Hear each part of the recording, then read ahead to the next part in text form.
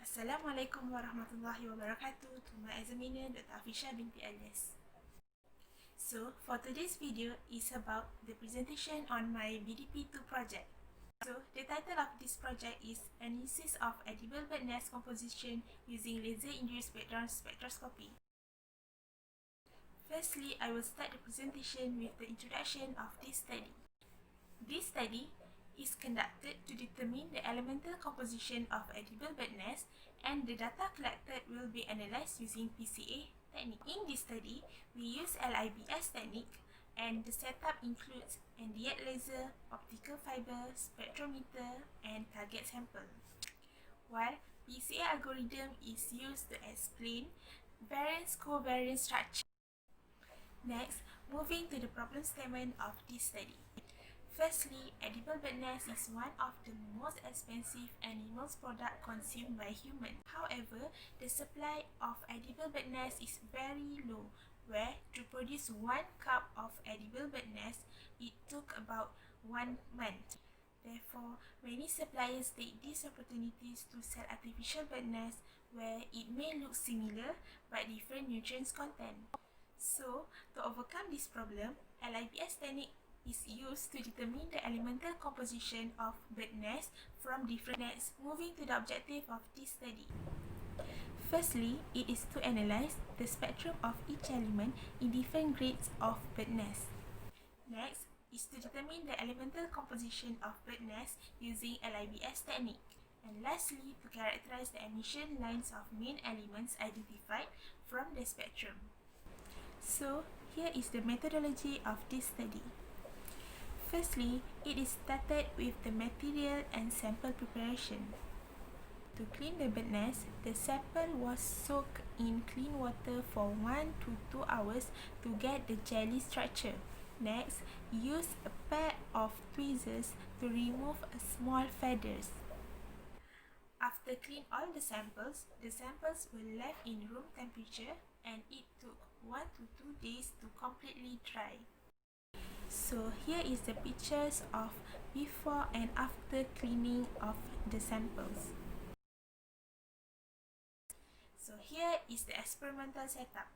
Firstly, we use NDX laser with 1064 nanometer wavelength. Secondly, we use 3 types of lens, which is plano-convex lens, convex lens, and also focusing lens. Thirdly, we use fiber optics, and lastly, we have sample, which is the bird nest. So, moving to the results and discussion. And this is the table with all the elements identified from the spectra: A, grade B, grade C, unraw, and also cave bird nest. In this study, we also use 2 different types of spectrometer. Firstly, we use USB 2000 spectrometer, and secondly, we use HR 4000 spectrometer. Moving to the analysis of data using PCA algorithm. So from both diagrams, we can see that analysis of data using PCA for USB 2000 spectrometer has better classification compared to HR 4000 spectrometer. Where from the first result, we can visualize the cluster of each group. Where for the second result, using HR 4000 spectrometer, we could not identify the cluster of the samples. So, for the conclusion of this study, firstly, LIBS can be used to analyze the spectrum of each element contained in different grades of bird nest. Secondly, LIBS can be used to determine the composition of bird nest. And lastly, LIBS is a proven technique to characterize the emission lines of main elements identified from spectra by using PCA analysis. However, there are few recommendations that can be improved in this study. Firstly, to get a better spectrum, it is important to confirm the sample thickness. It is better to use thin sample rather than thick sample. Therefore, the laser can ablate easily at different spots without altering the focus.